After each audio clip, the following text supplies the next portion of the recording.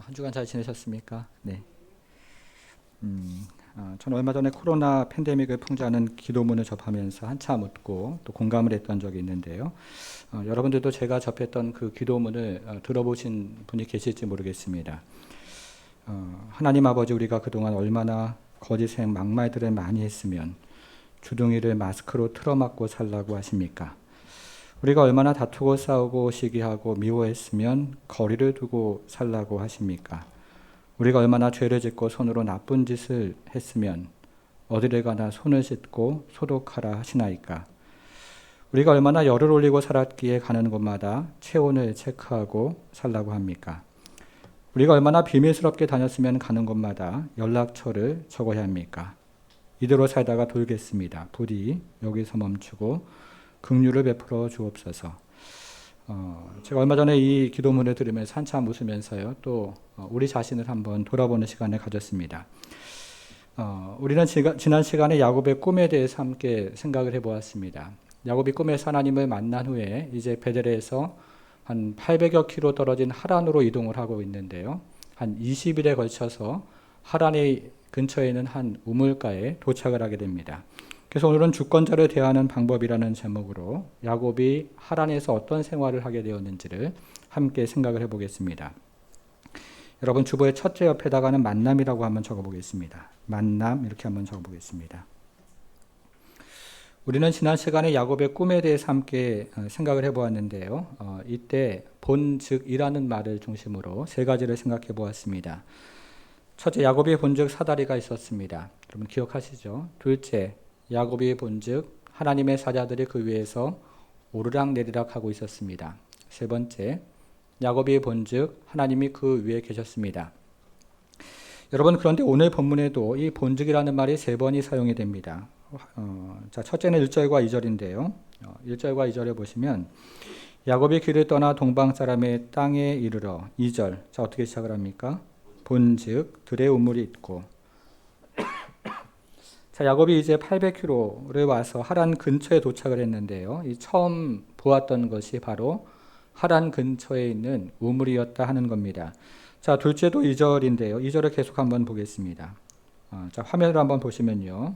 본즉 우물이 있고, 그 다음에 우리말에는 없지만 원문에는 또 본즉 그 곁에 양 세 떼가 누워 있으니 이는 목자들이 그 우물에서 양떼들에게 물을 먹입니다. 큰 돌로 우물 어귀를 덮었다가, 이렇게 본즉이라는 말이 또 원문에는 2절에 들어가 있습니다. 야곱이 하란 근처에 있는 우물에 도착해 보니까요, 그곳에서 물을 먹이려고 기다리고 있었던 목자들이 있었던 것입니다.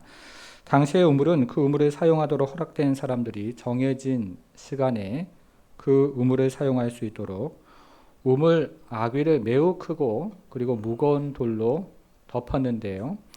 이처럼 매우 크고 무거운 돌을 옮기려면 여러 사람이 필요했기 때문에 먼저 도착한 목자들이 다른 목자들을 우물가에서 기다리고 있었던 것입니다. 그래서 야곱은 우물에 먼저 도착한 목자들을 통해서 지금 자신이 있는 곳이 하란이고, 그리고 하란에 있는 라반에 대한 소식을 듣게 되었습니다. 자, 세 번째는 6절인데요. 6절로 한번 가보겠습니다. 야곱이 그들에게 이르되 그가 평안하냐, 라반이 평안하냐, 목자들에게 물은 거죠. 이르되 이제 목자들이 평안하니라 이렇게 대답을 했습니다. 자, 화면을 한번 보시면 그 다음에 또 원문에서는 본즉이라는 말이 있습니다. 자, 야곱이 또 보니까요, 그의 딸 라헬이 지금 양을 몰고 오느니라 이렇게 되어 있습니다. 야곱이 우물에 도착해서 마지막으로 본 것은 라헬이 우물가로 오는 것을 보았다 하는 것입니다.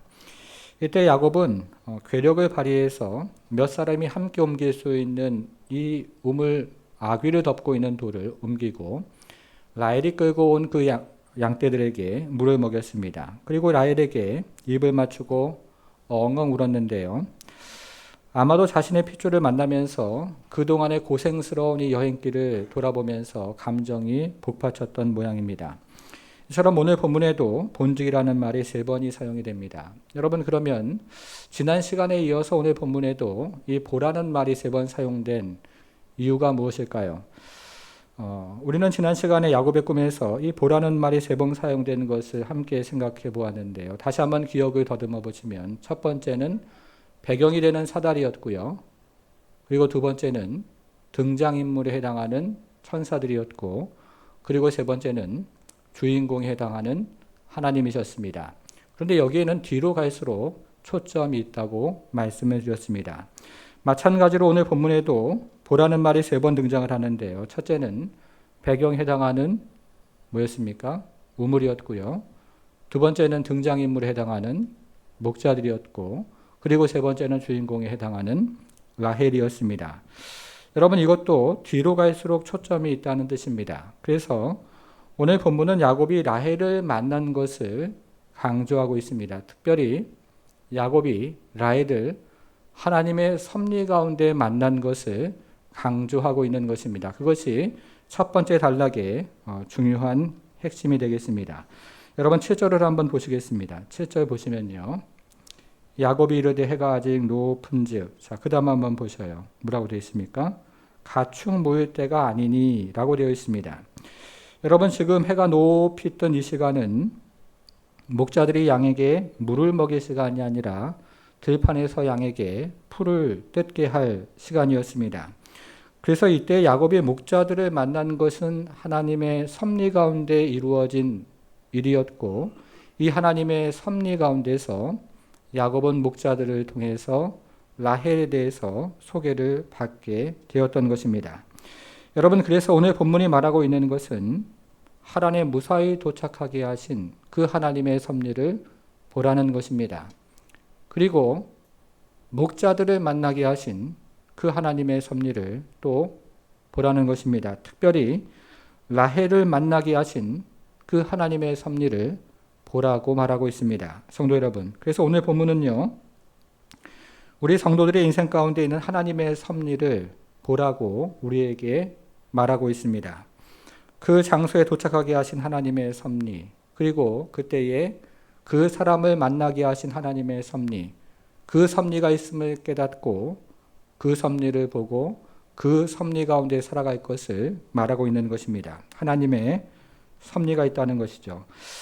성도 여러분, 여러분들은 이와 같은 하나님의 섭리를 보고 그 섭리 가운데 살아가고 계십니까? 오늘 본문에 등장하는 우물에서 이루어진 2개의 만남이 창세기에는 등장을 하는데요. 하나는 아브라함의 늙은 종이 이 우물가, 오늘 본문에 등장하는 우물가에서 이삭의 신부감인 리브가를 만난 사건이고, 다른 하나는 야곱이 같은 우물가에서 자신의 신부인 라헬을 만난 사건입니다. 같은 우물에서 일어난 일이었습니다. 그러나 여기에는 매우 커다란 차이점이 있습니다. 아브라함의 늙은 종은 이 우물에서 간절히 기도했는데요. 그도 800km를 900km를 여기까지 오면서 이 지치고 늙은 사람에게 물을 주고, 그리고 지쳐있는 낙타에게 물을 줄 수 있는 따스한 심성을 가진 여인을 이삭의 아내감으로 달라고 간절히 기도했던 것입니다. 그리고 리브가를 만남으로 그 기도에 응답이 이루어진 후에 이 아브라함의 늙은 종은 그 자리에 엎드려 하나님을 경배했습니다. 이처럼 우물가에서 만난 첫 번째 사건은 기도로 시작하고 그리고 경배로 끝이 납니다. 여러분, 그러나 이 우물가에서 이루어진 2번째 만남은 전혀 달랐습니다. 야곱은 라헬을 보자마자 괴력을 발휘해서 우물 아기를 덮고 있는 그 크고 무거운 돌을 옮기고 라헬의 양떼에게 물을 먹였습니다. 그리고 라헬을 껴안고 울었습니다. 이처럼 이 우물가에서 이루어진 2번째 만남은 힘으로 시작을 해서 열정으로 마치고 있습니다. 자, 성도 여러분, 하나님의 섭리를 보는 사람은 그 중에서 누구였습니까? 매 순간 기도하는 사람, 그리고 매 순간 하나님의 섭리를 깨닫고 주 앞에 경배하는 사람입니다. 그러면 이 2 사건에서 하나님의 섭리를 보지 못하고 있는 사람은 또 누구일까요? 야곱입니다. 매 순간 자신의 힘과 열정으로 살아가는 그 사람, 하나님의 섭리를 깨닫지 못하고 살아가고 있습니다. 여러분들은 하나님의 섭리를 보므로 매 순간 하나님 앞에 나와 기도하고 그리고 경배하는 성도로 살아가기를 주님의 이름으로 축복합니다. 여러분 그러면 이 야곱의 결혼 생활은 어땠을까요? 둘째 옆에다가는요. 결혼이라고 한번 적어 보겠습니다. 야곱의 결혼 생활의 결론부터 말씀을 드리면 하나님께서 야곱의 결혼 생활을 축복하셨습니다. 그래서 야곱이 하란으로 들어갈 때는 홀로 들어갔는데 하란에서 나올 때는 수많은 가족들과 그리고 가축대들을 데리고 나올 수가 있었습니다. 여러분 그러나 하나님의 목적은 야곱이 하란에서 많은 자녀들과 그리고 가축들을 얻는 그 자체에 있지 않았습니다.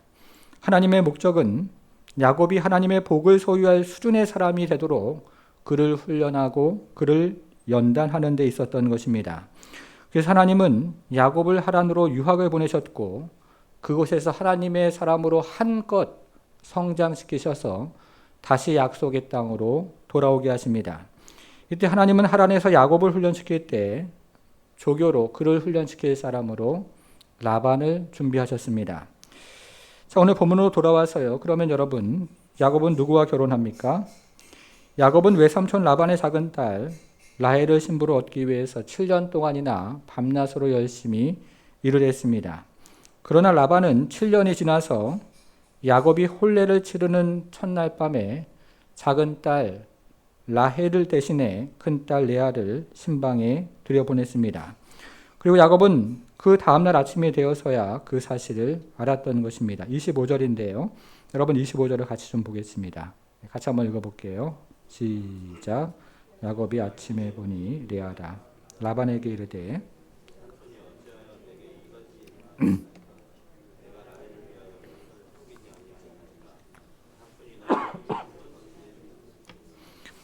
여러분 마지막을 다시 한번 보셔요. 외삼촌이 나를 그다음 뭐라고 되어 있어요? 속이심은 어찌됨이니까 이제 결혼식을 가지고 속이는 것이죠. 여러분 그런데 한번 생각을 해보셔요. 형과 아버지를 깜짝같이 속였던 야곱이 어떻게 라반에게 이렇게 깜짝같이 속아 넘어갔을까요? 자, 오늘 본문 22절에 의하면 야곱은 결혼하는 날 라반의 모든 가족들과 친구들이 그 자리에 있었습니다. 이날 야곱은 라헬을 신부로 얻는다는 그 기쁨 때문에 그 사람들과 함께 모여서 포도주를 엄청나게 많이 마셨을 겁니다. 그리고 신방은 매우 어두웠을 것이고 신부는 면사포로 얼굴의 대부분을 가리고 있었을 겁니다. 그리고 오늘날처럼 첫날 밤에 대화가 많았던 시대가 아니었기 때문에 신부의 침묵은 또 매우 자연스러웠을 겁니다. 그래서 야곱은 그 첫날 밤에 자신과 함께 있던 사람이 당연히 라헬인 줄 알았는데 다음날 아침에 일어나 보니까 라헬이 아니라 레아였던 겁니다. 야곱이 라반에게 깜짝같이 속았습니다. 여러분 그런데요. 누가 이 속이는 원조에 해당합니까? 누구죠? 자, 창세기 27장 35절로 한번 가보시겠습니다. 화면에도 나오는데요. 이렇게 되어 있습니다. 이삭이 이르되 내 아우가 와서 그 다음 뭐라고 되어 있어요? 속여 내 복을 빼앗았도다. 자, 여러분 27장 잠시 기억을 좀 해보셨으면 좋겠는데요. 야곱이 에서처럼 꾸미고 에서의 복을 빼앗았던 내용이 27장에 나오지 않습니까? 그런데 여기에 등장하는 속이다는 말과 오늘 본문에 등장하는 속이다는 말이 원문에서는 똑같은 단어로 되어 있습니다. 그래서 유대인들의 성서 주석인 미드라시는 야곱의 첫날 밤을 이렇게 주석을 했습니다. 하루 종일 그들은 준비한 노래와 축하 행사로 결혼식을 치렀습니다. 야곱이 어째서 저에게 이토록 큰 치절을 베푸십니까? 라고 묻자 그들은 당신이 우리와 함께하면서 좋은 일을 많이 해주었습니다. 라고 대답을 했습니다. 저녁이 되자 그들이 와서 모든 불을 껐습니다. 그리고 어둠 가운데 신부를 데리고 오는 것을 정숙함이라고 설명했습니다.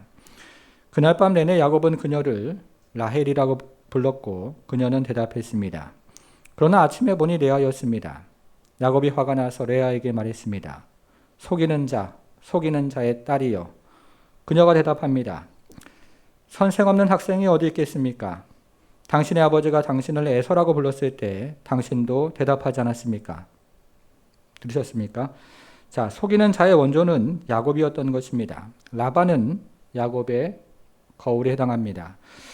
여러분, 그런데요, 오늘 본문에서요, 이 라반이 어떤 구실로 지금 야곱을 속이고 있던가요? 자, 오늘 본문으로 돌아와서 29장 26절을 한번 보겠습니다. 29장 26절에 보니까 라반이 이르되, 이렇게 시작을 하죠. 라반이 이르되, 그 다음 뭐라고 되어 있어요? 언니보다 아우를 먼저 주는 것은 우리 지방에서 하지 아니하는 바니라, 이렇게 되어 있습니다. 라반은요, 그 지방의 풍습을 구실 삼아서 지금 야곱을 속이고 있습니다. 그런데 이 구절을 원문으로 직역하면 화면에 나오는 것처럼 그렇게 되어집니다. 우리 지방은 차자를 장자 앞에 주는 그런 일은 하지 않는다, 이렇게 말을 한 겁니다. 이게 원문을 그대로 직역한 것인데요. 우리말 성경에 언니라는 말이 원문에서는 장자라는 말로 되어 있습니다. 여러분, 야곱은 이전에 자신의 노력으로 장자와 차자의 순서를 어떻게 했습니까? 뒤집어 버렸습니다. 그러나 라반은 지금 이 장자와 차자의 순서를 문제 삼아서 야곱을 괴롭히고 있습니다. 야곱은 이전에 이 장자와 차자의 순서를 자신의 노력으로 뒤집어 버렸는데요. 지금 라반은 장자와 차자의 순서를 문제 삼아서 야곱을 괴롭히고 있는 것입니다. 자, 여러분, 그러면 이 같은 과정을 통해서 야곱은 하란에서 무엇을 배웠을까요? 그것이 굉장히 중요한 내용인데요. 자, 29장 18절을 한번 보겠습니다. 29장 18절. 마지막 단어를 한번 찾아보셔요. 29장 18절의 마지막 단어 어떻게 되어 있습니까? 섬기리이다. 자, 여기서 자, 자신의 거울과 같은 라반을 통해서 야곱은 섬기는 것을 조금씩 배워갈 수밖에 없었고, 또 섬기는 것을 배워갑니다. 자, 30절도 한번 보겠습니다. 30절. 자, 30절에서도 마지막에 한번 보셔요. 자, 마지막에 어떤 말로 되어 있습니까? 섬겼더라. 또 섬기는 것을 배웠다는 것입니다. 여러분, 원래 이 섬긴다는 말은 창세기 27장에 원래 사용된 단어인데요. 이삭이 그 변장한 야곱을 축복하면서 이삭은 만민이 야곱을 섬기고, 그리고 그의 형 에서가 야곱을 섬길 것이라고 그렇게 축복을 했습니다. 그러나 하나님은 야곱이 하나님의 사람의 수준에 이르기까지, 종의 리더십을 가질 때까지 그를 섬기는 사람으로 하나님은 철저하게 하란에서 훈련을 시키셨던 것입니다. 자, 이것을 위해서 하나님이 준비하신 사람이 바로 우리가 잘 알고 있는 그의 외삼촌 라반인데요. 이 라반은 오늘 본문에 처음 등장하는 사람이 아니고 창세기 24장에 처음 등장하는 사람입니다. 여러분, 괜찮으시면 성경을 앞으로 좀 가서 창세기 24장 29절, 30절로 한번 가보겠습니다. 자, 창세기 24장 29절, 30절. 자, 첫 번째 우물가에서 있었던 사건인데요. 이때는 아브라함의 종이 많은 낙타들을 데리고 이삭의 신복감을 찾으러 왔던 내용입니다. 같이 한번 읽어보겠습니다. 시작. 리브가에게 오라버니가 있어 그의 이름은 라반이라. 그가 우물로 달려가 그 사람에게 이르러 그의 누이의 코걸이와 그 손의 손목걸이를 보고 또 그의 누이 리브가가 그 사람이 자기에게 이같이 말하더라 함을 듣고 그 사람에게로 나아갑니다. 그때 그가 우물가 낙타 곁에 서 있더라. 여기서 라반이 성경에 처음 등장을 하는데요. 라반은 성경에 처음 등장하면서 제일 먼저 했던 일은 몇 절입니까? 30절에 보고라는 말을 한번 찾아보겠습니다. 30절에서요. 보고라는 말이 등장을 하는데요. 라반이 성경에 등장하면서 제일 먼저 했던 일은 보는 행동이었는데, 라반은 자신의 누이 리브가가 가지고 있는 금부치를 보는 것으로 성경에 등장을 합니다. 22절에 의하면 리브가는 아브라함의 종으로부터 반세겔짜리 금 코걸이와 그리고 13개짜리 금 손목걸이를 받았는데요. 이것을 오늘날 정확하게 파악하기는 어렵지만 대략 30돈 정도의 가치가 있다고 합니다. 우리 돈으로 환산을 하면 한 600만 원 정도가 되는데, 당시에는 그것보다 훨씬 많은 가치를 가지고 있는 그런 양이었습니다.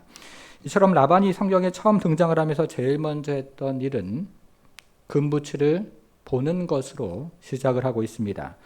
자, 그러면 라반의 그 다음 행동은 무엇일까요? 화면을 통해서 30절을 한번 보시겠습니다. 자, 그때에 그가 우물가 낙타 곁에 서 있더라. 이게 30절인데요. 이 말을 히브리 원문을 그대로 우리말로 직역을 하면 보라는 말로 시작을 합니다. 보라, 그가 우물가 낙타 곁에 서 있었다. 이처럼 원문은 보라는 말로 시작을 하는데요. 여러분, 그런데 지금 화면에 있는 저 30절, 저 구절은요, 나레이터가 성경을 기록한 그 나레이터 모세의 입장에서 말하는 것이 아니라 라반의 입장에서 지금 말을 하고 있는 것입니다. 라반이 보았습니다. 근데 무엇을 보았냐면 그가 우물가 낙타 곁에 서 있는 것을 보았던 것입니다. 자, 이처럼 라반이 아브라함의 종을 제일 처음 만났을 때 제일 먼저 했던 일도 보는 행동이었습니다. 라반은 아브라함의 종이 끌고 온 낙타떼를 보았던 것입니다. 당시에 이 낙타떼는 큰 재산이었기 때문에 낙타를 여러 마리 데리고 왔다는 것은 엄청난 세력을 보여주는 것입니다. 이처럼 라반은 제일 먼저 금을 보는 사람이었고요. 그 다음에는 낙타를 보는 사람이었습니다. 자, 그러면 라반은 오늘 본문에서 이제 무엇을 보는 사람일까요? 다시 이제 오늘 본문으로 돌아와서요. 29장 13절을 한번 보겠습니다. 29장 13절을 같이 한번 읽어보겠습니다. 29장 13절을요. 같이 한번 읽어보겠습니다. 시작. 라반이 그의 생질 야곱의 소식을 듣고 달려와서 그를 영접하고 안고 입맞추며 자기 집으로 인도하여 드리니 야곱이 자기의 모든 일을 라반에게 말하매. 라반은 오래전에 일을 기억하면서 이제 야곱을 반갑게 영접을 했습니다. 그러나 라반은 야곱으로부터 브엘세바에서 있었던 모든 일을 들은 후에 야곱이 빈털터리로 하란에 도착했다는 사실을 알았습니다. 여러분, 이때 라반은 무엇을 보았을까요? 이때 라반은 야곱의 힘을 보았을 겁니다. 야곱에게서 재물을 얻을 가능성이 없다는 사실을 알고 차라리 야곱의 노동력을 이용하자고 생각을 했을 겁니다. 그래서 라반은 온갖 상술과 속임수를 쓰면서 무려 20년 동안 야곱의 노동력을 착취했습니다. 성도 여러분, 여러분들도 이 인생을 살아가시면서요, 라반과 같은 사람을 만나 보신 적이 있습니까? 제가 예언을 한 가지 하면 지금까지 라반과 같은 사람을 만나보지 못하셨다면 앞으로 꼭 만나시게 될 겁니다. 그 사람이 시어머니가 되었던지 직장 상사가 되든지 아니면 자녀가 되었든지 우리는 인생을 살아가면서 라반을 만나게 됩니다. 그런데 우리가 인생을 살아가면서 이 라반을 만나는 것처럼 인생살이에 괴로운 일이 없습니다. 그래서 우리는 라반을 피해서 눈물을 머금고 직장을 옮겨보기도 하고 심지어 교회를 옮겨보기도 합니다. 그런데 눈물을 머금고 옮긴 그 직장 그리고 그 교회에서 또 다른 라반을 만나게 됩니다. 왜냐하면 성도가 인생에서 만나는 라반은 우연이 아니라 하나님의 계획 가운데 있기 때문에 그렇습니다. 하나님께서 성도를, 우리를 너무 사랑하셔서 우리가 하나님의 수준이 되는 데까지 이르도록 하나님의 사람으로 만들어가는 그 훈련의 과정으로 라반과 같은 사람 혹은 라반과 같은 사건을 만나게 하시는 것입니다. 그것을 깨닫고 하나님의 주권을 인정하며 살아가는 성도가 저는 복된 성도라고 생각을 합니다. 자, 오늘 본문의 세 번째 이야기는 출산인데요. 셋째 옆에다가 출산이라고 한번 적어보겠습니다.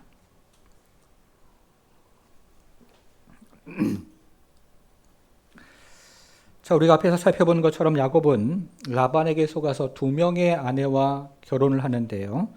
이 두 명의 아내는 자신의 몸종들까지 동원해서 출산 경쟁을 하는 것이 세 번째 이야기입니다.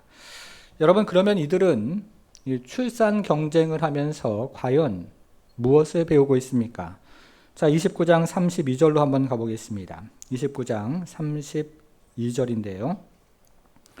레아가 임신하여 아들을 낳고 그 이름을 루벤이라 하여 이르되, 한번 보셔요. 여호와께서 나의 괴로움을 돌보셨으니. 저는 오늘 본문에 등장하는 사람들 중에서 가장 불쌍한 사람이 레아라는 생각이 듭니다. 여러분, 당시의 결혼식은 7일 동안 진행이 되었는데요. 이 7일 동안 결혼식이 진행이 되면서 레아의 마음은 과연 어땠을까요? 레아는 결혼식이 진행되는 7일 동안 분노에 사로잡혀 있는 남편 야곱을 보면서 자신이 매우 거절당한다는 느낌을 받았을 것입니다. 그리고 그 다음 주에 야곱이 자신이 진정 사랑하는 라헬을 품에 안는 것을 보면서 레아는 첫 주보다 더 힘이 들었을 것입니다. 그래서 레아는 첫째 아들을 낳은 후에 여호와께서 나의 괴로움을 보셨다는 의미로 루벤이라고 이름을 지었습니다. 그리고 둘째 아들을 낳은 후에 여호와께서 내가 사랑받지 못함을 들으셨다는 의미로 시므온이라는 이름을 또 붙였습니다.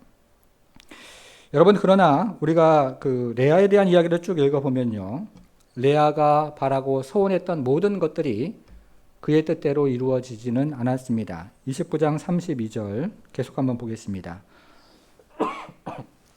레아가 임신하여 아들을 낳고 그 이름을 루벤이라 하여 이르되 여호와께서 나의 괴로움을 돌보셨으니, 그 다음 보셔요. 이제는 내 남편이 나를 사랑하리로다. 그런데 그런 일이 일어났습니까? 레아가 첫째 아들을 낳은 후에 이제는 내 남편이 나를 사랑하리라 이렇게 말을 했지만 그런 일은 일어나지 않았습니다. 그리고 레아가 셋째 아들을 낳은 후에 지금부터 내 남편이 나와 연합하리라 이렇게 말을 했지만 그런 일도 일어나지 않았습니다. 여섯 번째 아들을 낳은 후에 지금부터 남편이 나와 함께 거하리라 이렇게 말을 했지만 그런 일도 일어나지 않았습니다.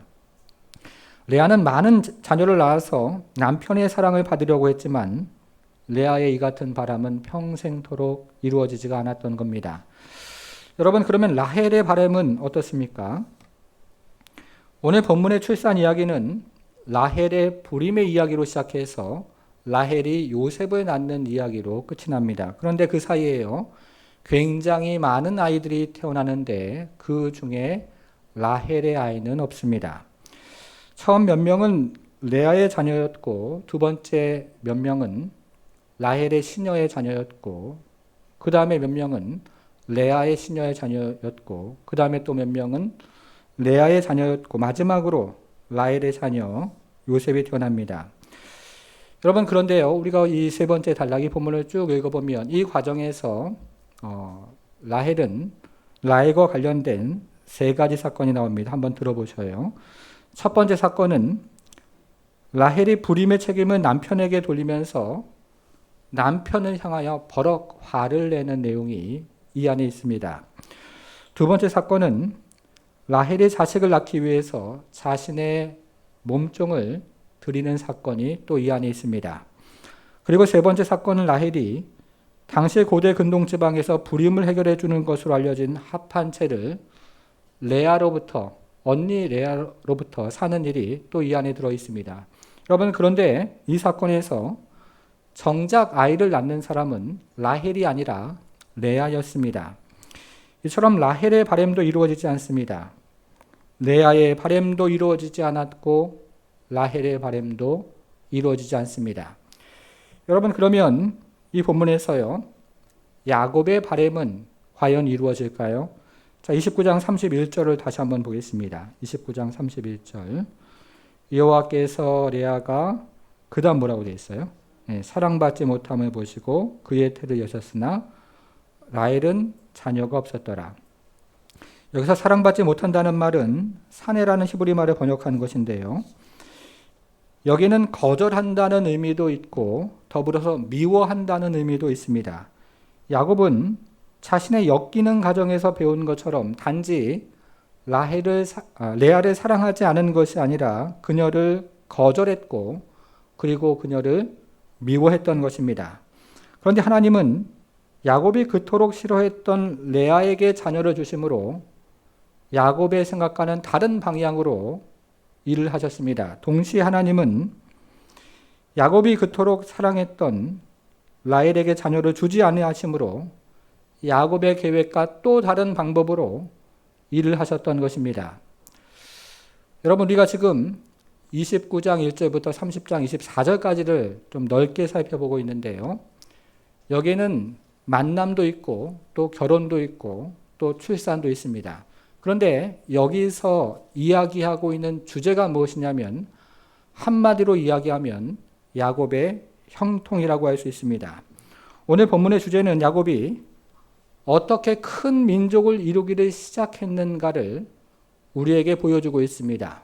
그의 섭리적인 하나님의 은혜로 섭리적인 만남과 그리고 결혼과 그리고 출산을 통해서 야곱이 어떻게 큰 민족을 이루기를 시작했는가를 우리에게 보여주는 야곱의 형통의 그 주제가 있습니다. 여러분, 그런데 오늘 본문이 강조하는 것은요, 야곱의 형통함이 야곱의 꾀나 그의 열심이나 그리고 그의 의지에 달려있지 않음을 보여주는 바로 그것에 있습니다. 오히려 오늘 본문이 강조하는 것은 야곱의 꾀나 야곱의 열심이나 그리고 그의 의지가 계속해서 실패하고 있다는 것을 반복해서 강조하고 있는 것입니다. 여러분, 그러면 오늘 본문의 주제가 야곱의 형통함인데요. 이 야곱의 형통함은 과연 도대체 어디에서 비롯된 것일까요? 자, 이제 마지막으로 오늘 본문의 가장 중요한 세 구절, 세 단어를 가지고 확인을 해보겠습니다. 첫 번째 구절은 29장 31절인데 거기 표시를 한번 해보겠습니다. 29장 31절. 자, 보겠습니다. 여호와께서 레아가 사랑받지 못함을 그 다음 한번 표시를 해보세요. 보시고 여기 표시를 한번 해보겠습니다. 여호와께서 어떻게 하셨습니까? 보시고 여호와께서 보셨다는 것입니다. 자, 두 번째 구절은 30장 17절로 가보겠습니다. 30장 17절로 가보겠습니다. 하나님이 레아의 소원을 그 다음 뭐라고 되어 있어요? 들으셨으므로, 여기도 표시를 한번 해보겠습니다. 들으셨으므로 하나님께서 들으십니다. 자, 세 번째 구절은 30장 22절입니다. 30장 22절로 가보겠습니다. 하나님이 라헬을 그 다음은 또 뭐라고 되어 있습니까? 생각하신지라, 여기도 표시를 한번 해보겠습니다. 생각하신지라, 기억하신지라, 생각하신지라. 자, 그래서 오늘 본문이 강조하는 것은요, 야곱의 형통함이 하나님에게 달려 있음을 보여주고 있습니다. 오늘 본문이 강조하는 것은 야곱의 형통함이 보시고 그리고 들으시고 그리고 생각하시는 하나님에게 달려 있더라, 그 얘기를 지금 우리에게 들려주고 있다는 것입니다. 여러분, 다시 한번 생각해 보십시오. 야곱이 열심히 살았기 때문에 그가 형통한 것입니까? 아니면 야곱이 브에세바처럼 꾀를 내고 어떤 철저한 계획을 가지고 살았기 때문에 그가 형통한 것입니까? 그런 것이 아니라고 이야기하는 것입니다. 야곱이 그것을 지금 하란에서 배우고 있는데요. 이와 같이 야곱은 하란에서 하나님의 주권에 대해서 하나씩 깨달아가고 그리고 하나씩 알아가고 있습니다. 성도 여러분, 저와 여러분들은 인생을 살아가면서 이와 같은 하나님의 주권을 과연 배워가고 있습니까? 성도 여러분, 오늘 본문을 다시 한번 기억해 보십시오. 레아는 남편으로부터 하나님에게 시선을 돌릴 때 하나님의 은혜를 경험하기를 시작합니다. 라헬은 합한 채를 단념을 할 때 그의 불임의 문제를 해결하게 되었습니다. 그리고 야곱은 이후에 야복나루 강가에서 자신의 힘을 내려놓고 기도의 힘으로 그것을 바꿀 때에 승리를 경험했습니다. 이처럼 오늘 본문은 하나님의 주권이 우리의 인생을 다스리고 통치하고 그리고 우리 인생 가운데 역사한다는 사실을 우리에게 들려주고 있는 것입니다. 사랑하는 성도 여러분, 이와 같은 하나님의 주권을 우리 인생 가운데 구하고 그리고 그 주권 아래 살아가는 우리의 모든 성도가 되기를 주님의 이름으로 축원합니다. 기도하겠습니다.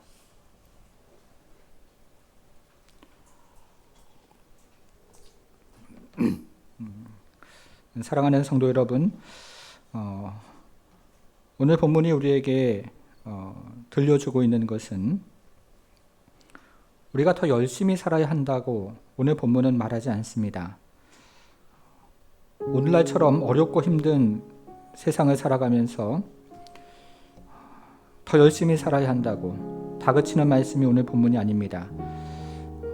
여러분, 우리가 하루에 아침에 일찍 일어나서요, 잠자리에 들기까지 얼마나 보고 또 얼마나 듣고 얼마나 생각하면서 우리 인생을 또 열심히 살아가고 또 우리 인생 가운데 그런 분주함을 가지고 살아갑니까? 그런데 오늘 본문이 우리에게 이야기하는 것은 하나님의 보심이 있다는 것입니다. 그리고 하나님의 들으심이 있다는 것이고 하나님의 생각하심이 있다는 것입니다. 하나님이 보시고 하나님이 들으시고 또 하나님이 생각하실 때 우리 인생은 그 하나님의 보심과 들으심과 생각하심대로 결정이 되어지고 그리고 하나님에게 달려있다는 것을 우리에게 들려주고 있는 것입니다. 이것이 바로 절대자를 상대하는 방법입니다. 사랑하는 여러분, 우리가 이 시간에 다시 한번 오늘 본문 말씀을 기억하면서 하나님의 주권을 구하고 이 하나님의 주권 아래에 살아가는 성도가 될 수 있도록 마음을 다해서 우리가 잠시 기도하기를 원합니다. 기도하겠습니다.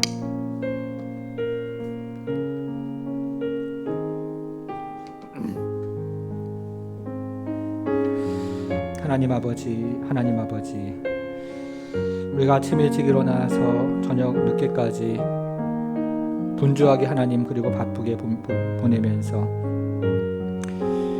라헬이 보는 것처럼 수많은 것들을 보고 또 레아가 보는 것처럼 수많은 것들을 보며 야곱이 듣는 것처럼 수많은 것들을 듣고 또 이들이 생각하는 것처럼 수많은 것들을 생각하지만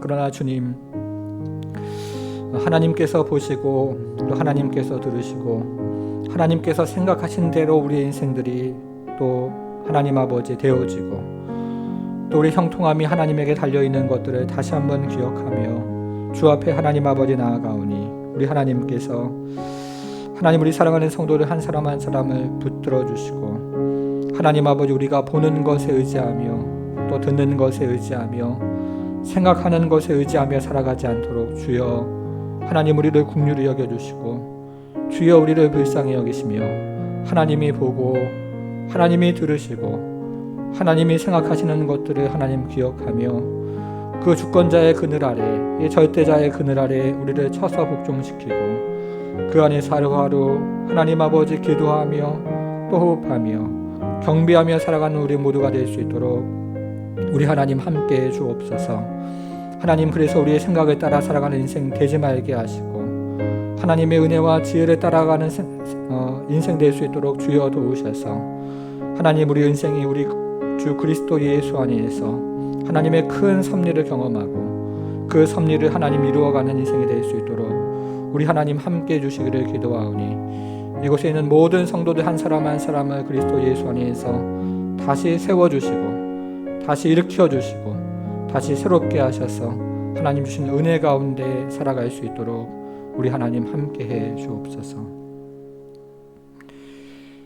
하나님 아버지, 우리가 인생을 살아가면서 지난 한 주간에도 아침 일찍 일어나 저녁 늦게까지 보고 또 듣고 또 생각하면서 분주한 인생을 살아가지만 다시 우리가 멈춰서서 하나님의 말씀을 듣는 것은 우리 인생이 그렇게 흘러가는 것이 아니라 하나님의 보심과 또 하나님의 들으심과 하나님의 생각하심에 따라 흘러가는 것들을 우리가 다시 한번 듣고 이것이 우리의 복음이요 힘이요 하나님 아버지 능력이 되는 사실을 깨닫고 주 앞에 기도하는 인생으로 또 예비하는 인생으로 나아가기를 원합니다. 주님, 우리 사랑하는 성도들 한 사람 한 사람을 기억하여 주시고 또 하나님의 보심과 들으심과 생각하심을 하나님 아버지 머물러 있는 인생이 될 수 있도록 주여 함께 해주시며 그 안에서 호흡하고 그 안에서 하나님 세워짐으로 우리 하나님 앞에 전적으로 메어 달리고 의지하는 모든 성도들 될 수 있도록 우리 하나님 축복해 주옵소서. 감사드리며 예수님의 이름으로 기도하옵나이다. 아멘.